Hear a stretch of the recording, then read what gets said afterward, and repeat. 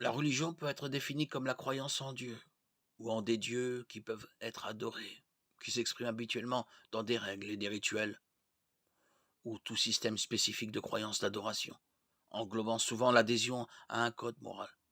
Plus de 90% de la population du monde adhère à une forme de religion. Le problème est qu'il y a beaucoup de religions différentes. Quelle est la bonne?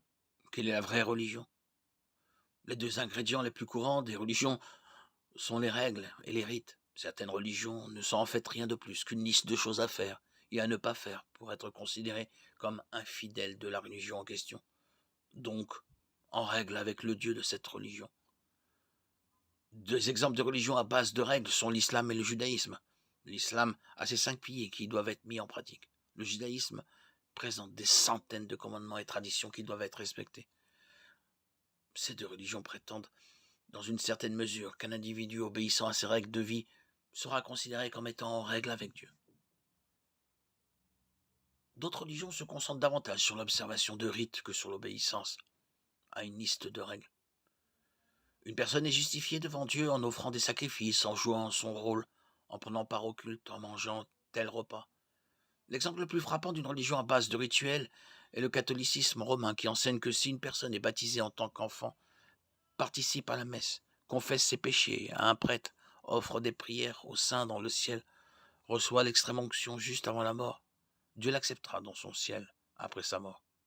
Le bouddhisme, l'hindouisme sont aussi d'abord des religions basées sur des rituels, mais aussi, dans une moindre mesure, sur des règles.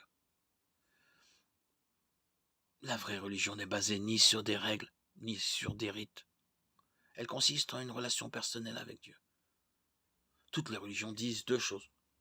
L'humanité est séparée de Dieu d'une manière ou d'une autre et a besoin d'être réconciliée avec lui. La fausse religion cherche à résoudre ce problème par des règles et des rites. La vraie religion le résout, reconnaissant que Dieu seul pouvait réparer cette séparation, et c'est ce qu'il a fait.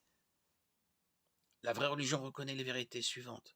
Nous avons tous péché et sommes donc séparés de Dieu. Romains 3, 23. Si le péché n'est pas réparé, sa juste punition est la mort et la séparation éternelle d'avec Dieu après la mort. Romains 6, 23.